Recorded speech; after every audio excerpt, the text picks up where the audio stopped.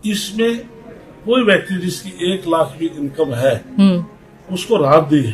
तो लोगों ने इस बजट को अप्रिशिएट किया है, पूरे देश ने अप्रिशिएट किया है। 1000 गांव के अंदर की लाइब्रेरी खोलने जा रहे हैं। अच्छा। उसका फायदा ये होगा कि जिस प्रकार से बगैर पर्ची बगैर खर्ची के नौकरियां आज हरियाणा प्रदेश से मिल रही हैं। हुड्डा ने अपने 10 साल में केवल 86,000 नौकरियां लगाई थी। माननीय मनोहर लाल की सरकार, नायब सैनिक सरकार 10 साल में 1,40,000 नौकरियां लगाई है। राम राम। इंडिया न्यूज हरियाणा का डिजिटल प्लेटफॉर्म देख रहे हैं आप। मेरा नाम है आरती अग्रावत। इंडिया न्यूज हरियाणा का मंच लगातार जारी है। सुबह से दिग्गजों से मुलाकात हम आपको करवा रहे हैं, रूबरू करवा रहे हैं और इनके दिल की बात भी आप तक पहुंचा रहे हैं। इस वक्त हमारे साथ हमारे पॉडकास्ट में मौजूद हैं कृष्णलाल पंवार जी, कैबिनेट मिनिस्टर हरियाणा के। इनसे भी कुछ सवाल जानेंगे जो आपके मत के हैं। सर, बहुत बहुत स्वागत है आपका। राम राम। सर, मेरा पहला सवाल आपसे ये है कि being a panchayat Raj minister, Haryana के जो गांव हैं उनको शहरों की तर्ज पर लाने का काम किस तरह चल रहा है? इसलिए मेरे पास ग्रामीण रूरल डेवलपमेंट डिपार्टमेंट है जी, मैं जियोलॉजी। तो हम चाहते हैं कि जो गांव में रहने वाले जो ग्रामीण हैं वो भी शहर की तर्ज पर वो सुविधाएं उनको मिले। इसके लिए फॉर एग्जाम्पल मैं उदाहरण देता हूँ। 2001 में मैं हाउसिंग बोर्ड का चेयरमैन था।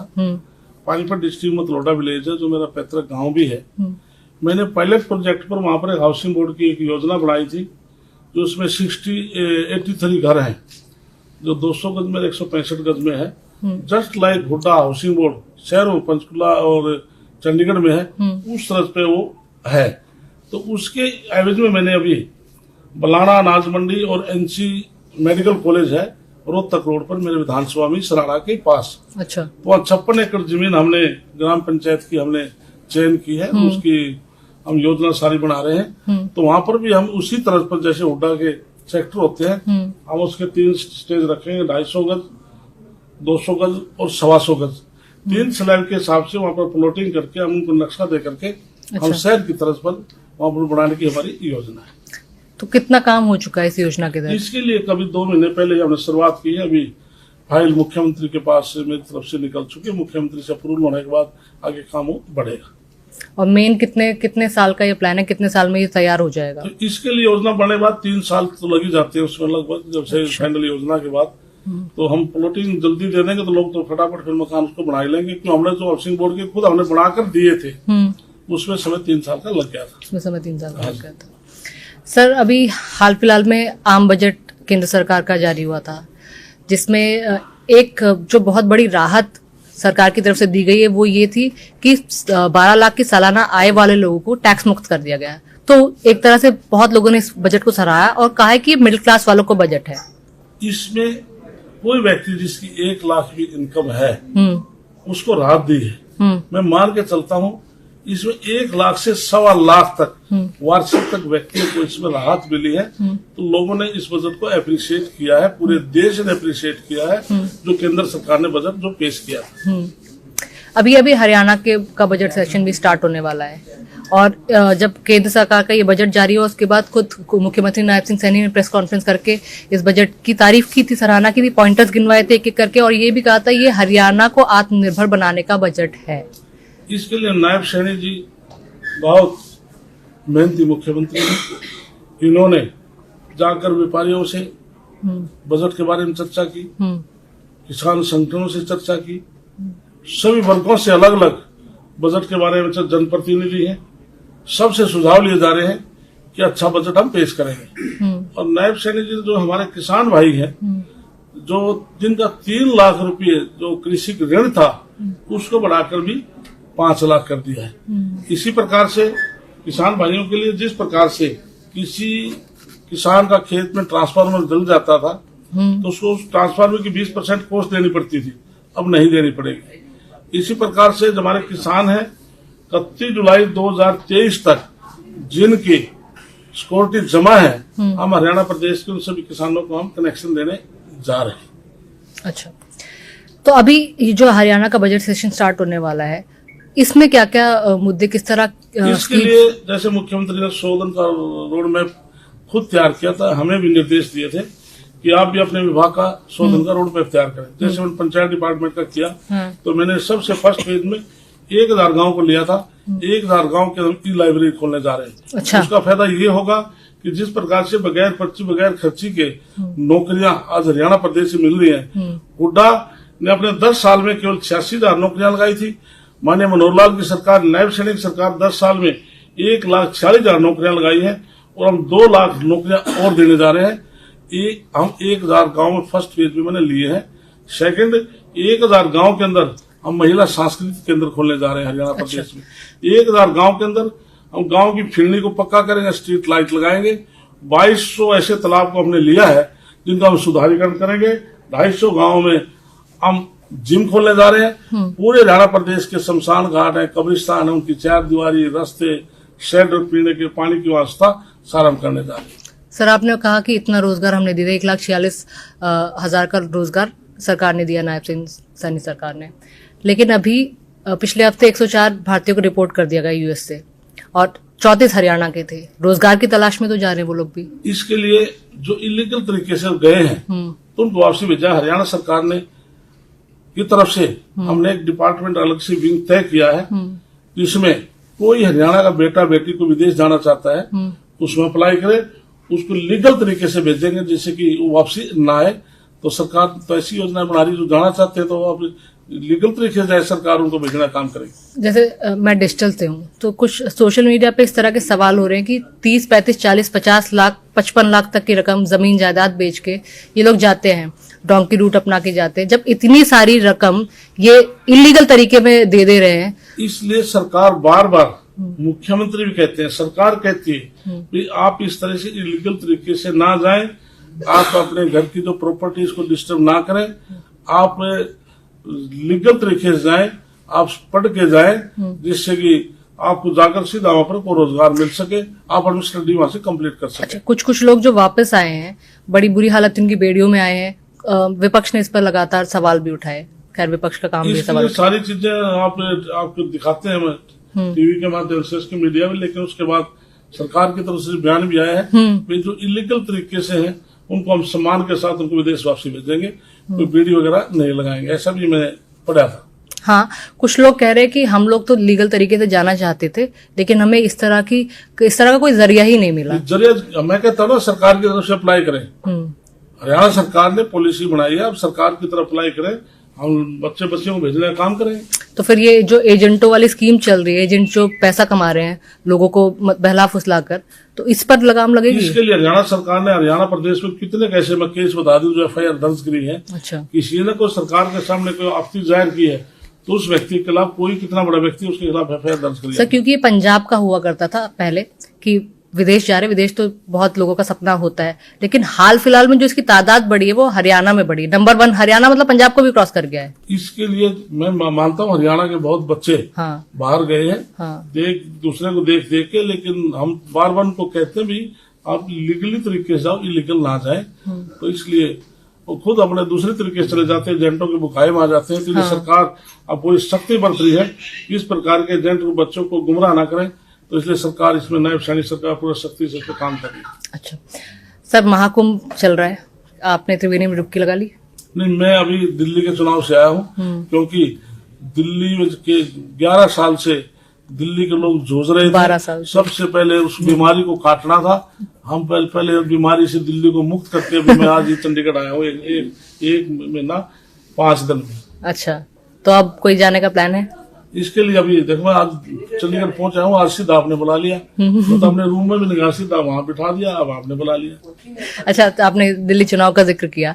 दिल्ली चुनाव में अरविंद केजरीवाल लगातार कहा करते थे कि इस जन्म में प्रधानमंत्री नरेंद्र मोदी मुझे हरा नहीं सकते, लेकिन अब हरा दिया। इसके लिए केजरीवाल ने जो जनता से वायदे किए थे, जैसे उसने 2100 रुपए का वायदा किया, मैं दूंगा महिलाओं को, हमने 2500 का दिया, लेकिन मैं पूछता हूँ पंजाब के अंदर 1000 रुपए का वायदा किया था, वहाँ 1000 भी नहीं दे पाया पंजाब में।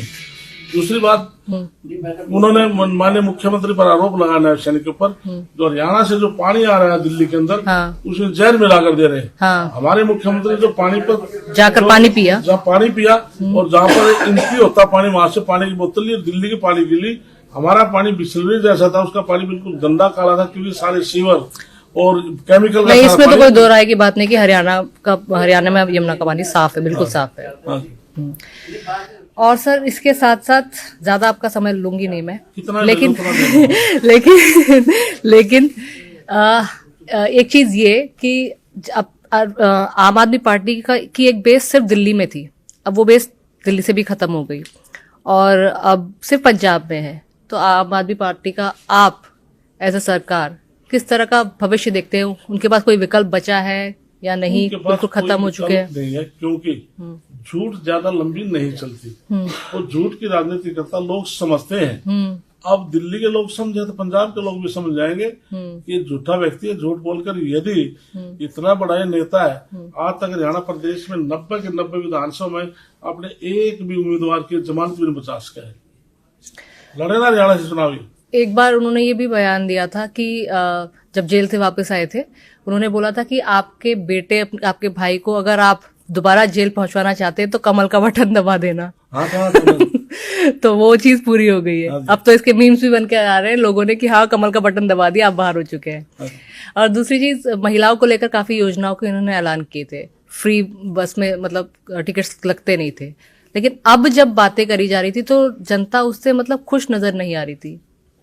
इसके लिए क्योंकि उन्होंने मोहल्ला क्लिनिक की बात की। हाँ, आप पैरासीटामोल भी क्लिनिक में नहीं बंद पड़ी है। फिर उन्होंने शिक्षा की कार्य की पूरे हिंदुस्तान में जाकर देखे कि दिल्ली के ऐसे मॉडर्न स्कूल हैं, लेकिन किसी बिल्डिंग का पेंट करने से कोई शिक्षा सतत नहीं बढ़ता। वो क्या करता था, जैसे अभी एग्जामिनेशन का समय है, हाँ, सभी अधिकारियों को निर्देश देता था किसी भी स्कूल का रिजल्ट बच्चे मेरिट में आना चाहिए, कोई बच्चा फेल नहीं होना चाहिए, क्योंकि उसमें गरीब लोग ही पढ़ते थे। जो कहता क्योंकि रिजल्ट डाउन आएगा तो मेरी पोजीशन खराब होगी, तो बच्चों को जबरदस्ती ग्रेस दे देकर उनको पास करके रिजल्ट अप में दिखाते थे। अच्छा। इसलिए जनता समझ चुकी है।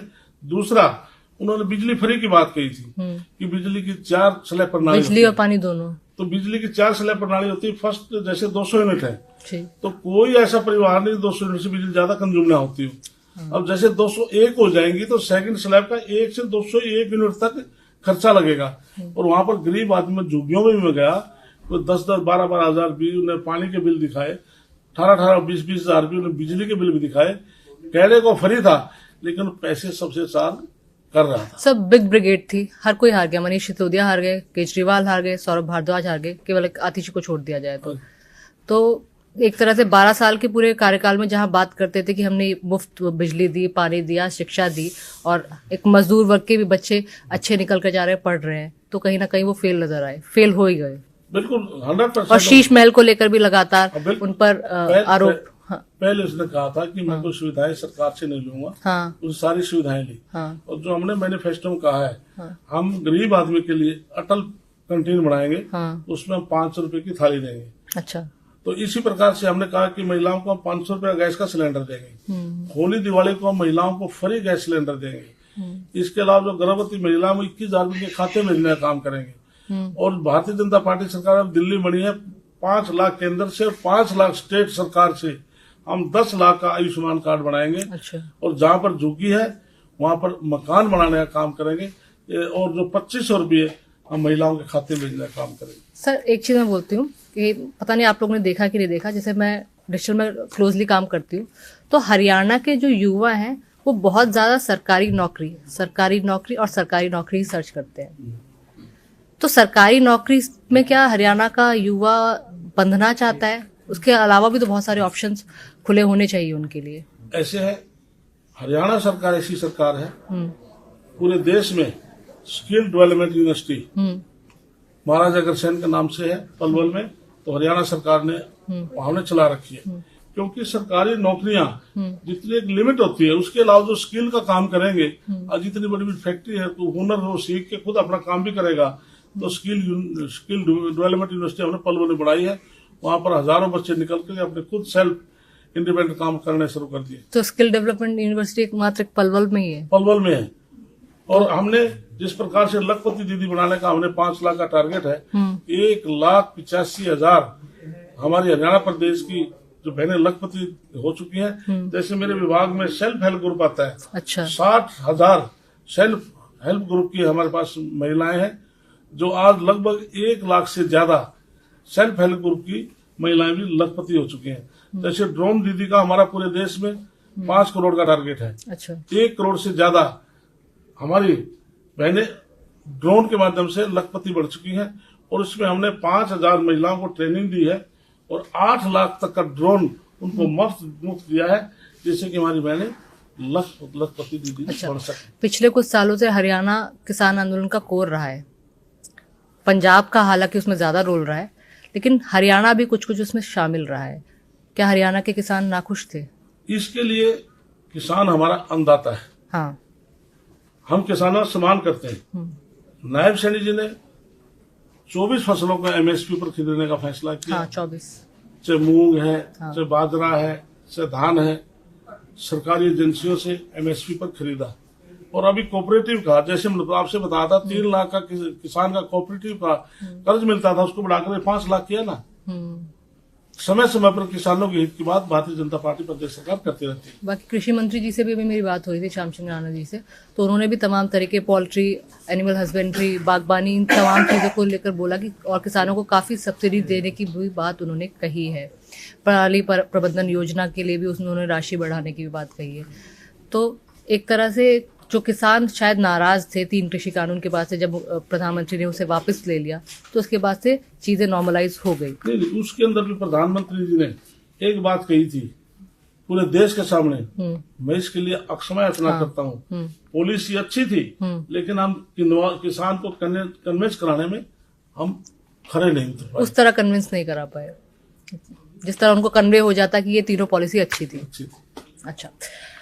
और इसके अलावा सर मैं आपसे ये जानना चाहती हूँ कि आप लोग डिजिटल से, मुझे नहीं मालूम कितना ज्यादा परिचित रहते हैं, डिजिटल पे आप लोगों की बहुत चर्चाएं रहती है, थोड़ा सा एक्टिव होकर आप लोग लोगों से किस तरह जुड़ते हैं? अपने जैसे अपने क्षेत्र पे आप लोगों के मुद्दे किस तरह सुनते हैं?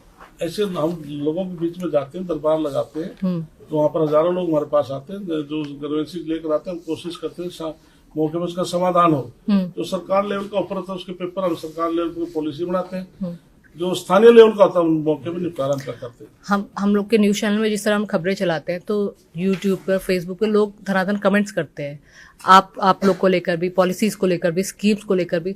तो क्या सोशल मीडिया के माध्यम से भी आप उन लोगों से जुड़ते हैं, उनके सवाल जानते हैं? ना, कुछ लोगों की आदत है, धरातल को उनको मालूम होता नहीं, उनकी कंट्राडिक्ट करने की आदत है। कुछ लोग जुड़ना चाहते हैं, अपनी बात कन्वे करना चाहते हैं, तो सोशल मीडिया के माध्यम से। सोशल मीडिया हमारा बहुत एक्टिव, भारतीय जनता पार्टी हमारे सभी संगठन अभी जैसे IT सेल के हमारे सभी नीचे धरातल तक हमारे दिल्ली, क्योंकि दिल्ली बीजेपी जैसे हारी थी, तुरंत ट्वीट आ गया था आपदा गई, तो आपदा गई तो बीजेपी अवसर किस तरह के दे रही है?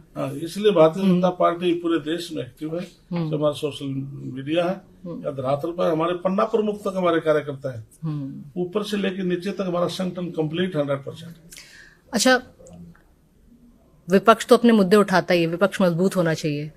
कांग्रेस 4 महीने हो गए चुनाव होने के बाद, मुख्यमंत्री बन गया, सारी चीजें हो गई और राज्यों के चुनाव भी हो गए, नतीजे भी आ गए, अब दिल्ली का भी CM बन जाएगा 2-4 दिन में, लेकिन कांग्रेस अपना नेता तय नहीं कर पाई है।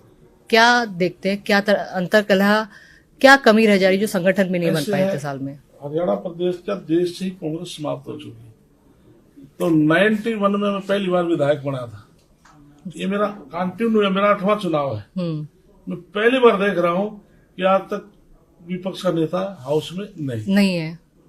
बड़े तो मुद्दे कैसे उठाए जाएंगे? आम जनता के लोगों के मुद्दे कैसे उठाए जाएंगे? मुद्दे तो कहाँ उठाए, अभी तक ये सदमे में है, सदमे से बाहर नहीं आए। उनको समझ नहीं आ रहा करे क्या।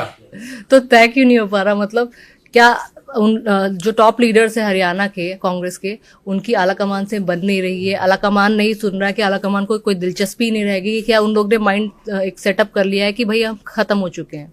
ऐसे केंद्र क्या बात ले, चुनाव से पहले राहुल गांधी जैसे हाथ मेरे पेपर है, संविधान की बुक लेकर के संविधान समाप्त हो जाएगा, 400 सीट आ जाएगी, संविधान आरक्षण खत्म हो जाएगा जी। तो मैं आपका इस बात का गवाह हूँ। प्रधानमंत्री नरेंद्र मोदी जब राज्यसभा में था, हाउस में 1960-61 की चिट्ठी पढ़ी तो पंडित जवाहरलाल नेहरू ने लिखी थी कि 1947 में देश आजाद हुआ, डॉक्टर भीमराव अम्बेडकर ने आरक्षण दिया SC/BC को। अब देश आजाद हो चुका है, इसलिए आरक्षण की आवश्यकता नहीं, ये चिट्ठी पड़ी थी। लेकिन कांग्रेस के लोगों ने उसको एडिट करके चला दिया कि प्रधानमंत्री नरेंद्र मोदी जी आरक्षण खत्म करना चाहते हैं। मैं कांग्रेस के लोगों से पूछना चाहता हूं कि संविधान निर्माता डॉक्टर भीमराव अम्बेडकर जिन्होंने संविधान बनाया, क्या उनको भारत रत्न नहीं मिलना चाहिए था? नहीं दिया। 1990 में जब गैर कांग्रेस की सरकार थी, जिसमें अटल बिहारी वाजपेयी और लाल कृष्ण अडवाणी थे, तब जाकर उनको भारत रत्न मिला था। 14 अप्रैल उनका जन्म दिवस है, क्या राष्ट्रीय स्तर पर उनका अवकाश नहीं होना चाहिए था? नहीं किया। 2014 में नरेंद्र मोदी की सरकार आई तो 2015 में नरेंद्र मोदी ने उनका राष्ट्रीय स्तर का अवकाश घोषित किया। गणतंत्र दिवस को हम धूमधाम से मनाते हैं, क्या गणतंत्र दिवस पर बाबा साहब की पालकी को बेड़े में शामिल नहीं होना चाहिए था? नहीं की किसी सरकार ने, लेकिन वो भी 2016 में नरेंद्र मोदी जी ने की। उनका जन्म स्थान मुंह, जहां पर 26 अलीपुर रोड पर वो दिल्ली में रहते थे, उनका निधन हो गया था, लेकिन इंदिरा गांधी देश की प्रधानमंत्री थी, उनका संस्कार नहीं होने दिया। वहां पर चैत्य भूमि जहां पर संस्कार किया, तो नरेंद्र मोदी जी ने 2014 में आने के बाद उनका जन्म स्थान मुंह, शिक्षा उन्होंने लंदन में ली थी, दीक्षा नागपुर में ली थी, चैत्य भूमि, 26 अलीपुर रोड, उन 5 स्थानों को करोड़ों रुपये में लेकर के उन पर आज 5 तीर्थ स्थान बनाए हैं। आज लाखों लोग वहां दर्शनों के लिए जाते हैं। निकाय चुनाव बहुत जल्द आने वाले हैं।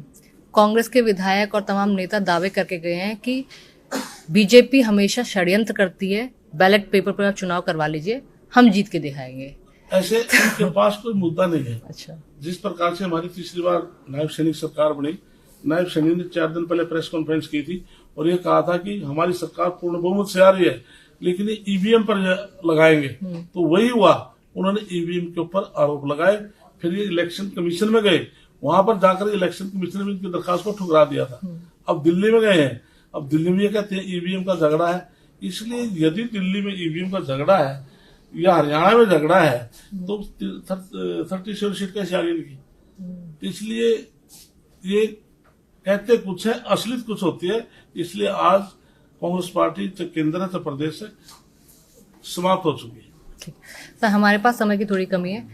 मैं एज ए इंडिविजुअल आपसे जानना चाहती हूँ कि कृष्णलाल पवार का एज ए इंडिविजुअल आगे क्या टारगेट है? मेरा प्रदेश वासियों से अपील है कि नायब सैनिक के नेतृत्व की सरकार 5 साल ईमानदारी से काम करेगी तो पूरे प्रदेश में भाईचारा बनाकर रखें, और जो सरकार तो जो आपको किसी प्रकार के काम की आवश्यकता है तो अपने जनप्रतिनिधि के माध्यम से डायरेक्ट माननीय मुख्यमंत्री जी मिलते हैं, आप उनसे मिल करके आप अपने काम बता सकते हो। सरकार 36 बिरादरी सरकार बनी है, हम सबको हम सम्मान देंगे और प्रदेश हम जो के लिए विकास के काम कराएंगे।